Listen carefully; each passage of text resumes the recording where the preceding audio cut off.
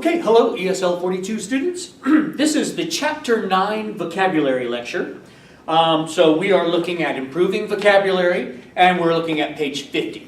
I'm going to get you started on Chapter 9 now with the pronunciation and the examples. As always, read along with me when I read the examples. Notice what happens to my voice with the punctuation so that you see that relationship. Also, think about what the word means based on its context, as always. So we are looking now at page 50, the first page of Chapter 9 in the vocabulary book. As always, if you don't have your book right now in front of you, pause the video, get the book, open it to page 50, and then continue with the video. All right, the pronunciation of our first word on page 50 in Chapter 9 is curtail. Again, curtail. The example sentences: upon hearing reports of a huge snowstorm, the principal curtailed the school day so the students could go home early. And the second example: I need to curtail my volunteer activities so that I can spend more time earning money to pay back a loan. So, in each of these sentences, they use curtail. What do you think curtail means? Our second word on page 50, Chapter 9, is pronounced devastate. Again, devastate. Here are the examples. Learning that their son had been arrested for armed robbery devastated the Huttons. They couldn't believe he'd do such a terrible thing. Vera is so fond of Andy, she'll be devastated to hear he has cancer. Fond in this case means liking someone a lot. If you're fond of someone, you like them. All right, so based on those sentences, what do you think the word devastate means? Write your answer there. The third word in Chapter 9 is digress. Again, digress. Professor Rubin never digresses during a lecture. Even his jokes relate to the day's topic. I tried to teach my 3-year-old niece our phone number, but we digressed into a discussion of whether Winnie the Pooh has a telephone. What do you think digress means based on those examples? Our fourth word in Chapter 9 is pronounced incentive. Again, incentive. The insurance company offers an incentive, a free vacation, to encourage its representatives to make more sales. The thought of myself in a bathing suit next summer provides me with an adequate incentive to exercise. So presumably they need to lose weight, perhaps. All right, what do you think based on those examples an incentive is? Write your answer there. Our next word is pronounced incorporate. Again, incorporate. Jerry incorporated all his favorite desserts into one: a chocolate-covered banana cream pecan pie. Boom. The next example.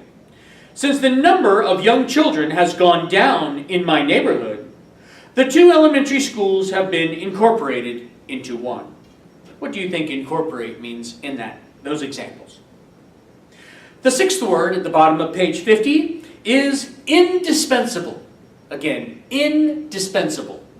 So here what we have is a word dispensable. That means you can throw it away or you don't need it. But starting with the prefix in, which as we know means not. So let's figure out what this might mean from the example sentences and that hint.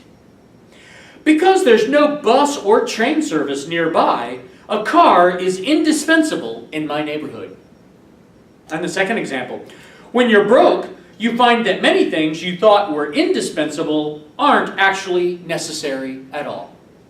What do you think indispensable means? Go ahead and write your answer at the bottom of page 50. Now the seventh word at the top of page 51 is pronounced intermittent. Again, intermittent. You have to work steadily with your dog to train him well. Intermittent practice won't work. Dora realized that her weight loss on a diet would be intermittent, so she didn't give up when the losses stopped. She knew they would start again. What do you think intermittent means? Our eighth word in Chapter 9 is rigor. Again, it's pronounced rigor. New Marines, Marines by the way are military personnel. We have Army, Navy, Air Force, Marines, different kind of fighting units. So here it says new Marines must go through the rigors of boot camp, such as completing an obstacle course and running several miles a day. And in the military, boot camp is physical training. So you become stronger, you can run farther, all of that. All right, our next example sentence for rigor. The rigor of working at 2 part-time jobs while going to school proved too much for Jamal. Exhausted, he quit both jobs. Okay, so what do you think, based on those examples, the word rigor means? Our 9th word in chapter 9 is pronounced squander. Again, squander. Here are the example sentences. It's sad to see such a wonderful artist squander her talent designing labels for baked bean cans. The company lunchroom now closes promptly at 1 o'clock so that workers can't squander time on long lunch breaks. Based on those examples, what do you think squander means? The last word in chapter 9 is pronounced succumb. Again, pronounced succumb. Here are the example sentences. Leah succumbed to her daughter's begging and bought her a pet lizard for her birthday. Once the suspect was arrested, he quickly succumbed and confessed to stealing the car stereo. Again, based on those examples, what do you think succumb means?